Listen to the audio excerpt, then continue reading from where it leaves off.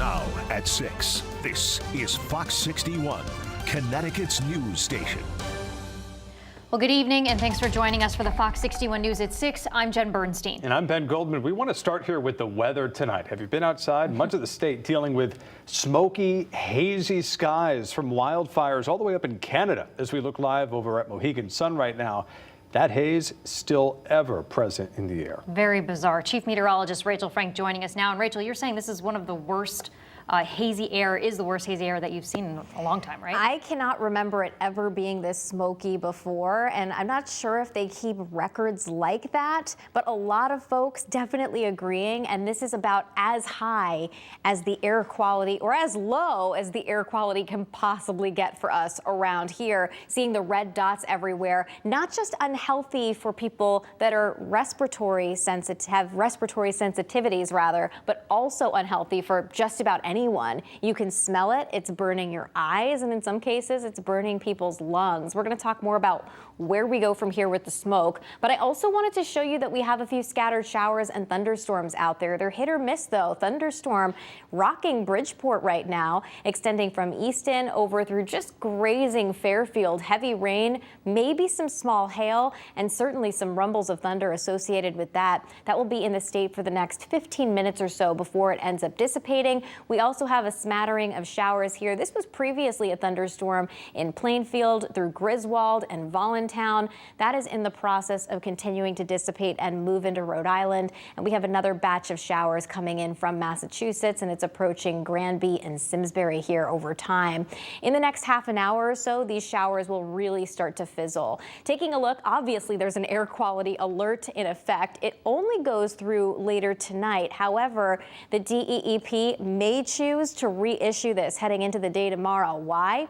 We get a brief break in the smoke tomorrow morning, but look what happens heading into tomorrow afternoon and tomorrow evening. Here we go again. Your full forecast, we'll take a look at where we go from here coming up. Rachel, thank you. We're following some breaking news right now at the Capitol tonight. The Senate just passing the budget bill with only one senator voting against it. Yeah, Fox 61's political reporter Emma Wolfhorst joins us live from the state capitol with an update for us. Emma. Hi, Jen, Ben, that's right. Just about an hour ago, lawmakers in the Senate chamber behind me here voting nearly unanimously, as Ben said, to pass this budget bill. That one no-vote Republican Senator Rob Sampson. Now, Senate leaders that I spoke with earlier this afternoon did tell me that they anticipated wide bipartisan support for this budget bill. Of course, we're happy to see the chamber respond in a way that appreciates the work that went into that budget. After weeks of negotiations, the Connecticut House passed a 2-year, $51.1 billion budget bill early Tuesday morning. At some point, you have to be willing to accept you're not going to get everything you want. The budget includes tax relief for residents, like the largest state income tax cut in Connecticut history, and an increase in the earned income tax credit. The budget overall is a productive budget. It put priorities where it's needed, and I think that also put reforms in place. This budget also provides additional money for education, allocating about $135 million more than the governor's proposal for CSCU and UConn, as well as an extra $150 million for school funding and $16 million for public school meals. Both sides of the aisle, though, recognizing a push from several groups, including teachers, nonprofits, and group home workers, demanding more funding from the state's historic surplus as they face industry challenges and increased need. I just think that there's enough in the budget for people to work with. By giving these groups a boost in funding, but not at the level they wanted, the final proposal is under the spending cap and balanced. But some lawmakers say this spending cap held them back, wishing they'd made an exception. We could and should have found more funding for nonprofits who provide so many services to low-income state residents. I think that's something we have to come back and try to renew the battle on that next year. Notably not in this budget, no child tax credit or the full amount of funding Governor Lamont wanted to erase medical debt. Just pass the budget with a strong bipartisan majority. Let's show people we know how to work together as a state. And this bill having passed through the House early this morning and now the Senate this evening, the budget bill now heads to Governor Lamont's desk for final approval. Jen? And it is a strongly bipartisan bill, that's for sure, between the House and the Senate. So, Emma, have you heard from the governor since the Senate passed this bill?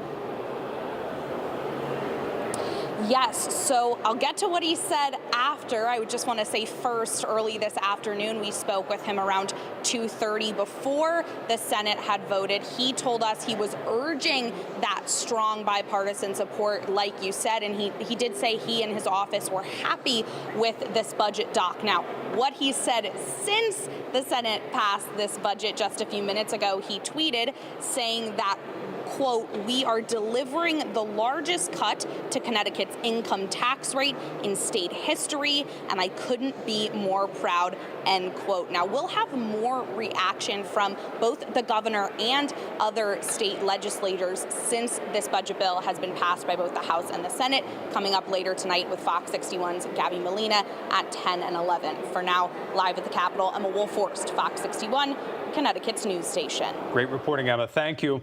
Well, other funding in the budget includes more health care coverage for undocumented immigrants. Hundreds of people wrote to legislators, protested, and showed up at the Capitol this session to ask for Husky health care to be expanded to people 25 and younger, regardless of their immigration status. While the budget doesn't seek to do that, it does expand coverage from children 8 and under to children 15 years old and younger. And while student loans remain on pause amidst a federal fight over forgiveness, Connecticut's budget could mean reimbursement for some people in the state. The budget would allow a pilot program to identify students based on a number of things and reimburse their loan payments up to $20,000. Lawmakers say this is just a start and there's details to iron out. The Office of Higher Education will look to Connecticut residents who make less than $125,000 to get money back.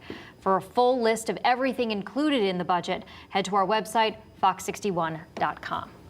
Well, Governor Ned Lamont signed a major gun control bill into law today. The bill significantly strengthens Connecticut's already strict gun laws. It bans open carry of guns in public and limits handgun purchases to 3 per month per person. It expands the state's assault weapons ban, closing loopholes. The bill also increases penalties for failing to report a gun was stolen and updates pistol permit training requirements.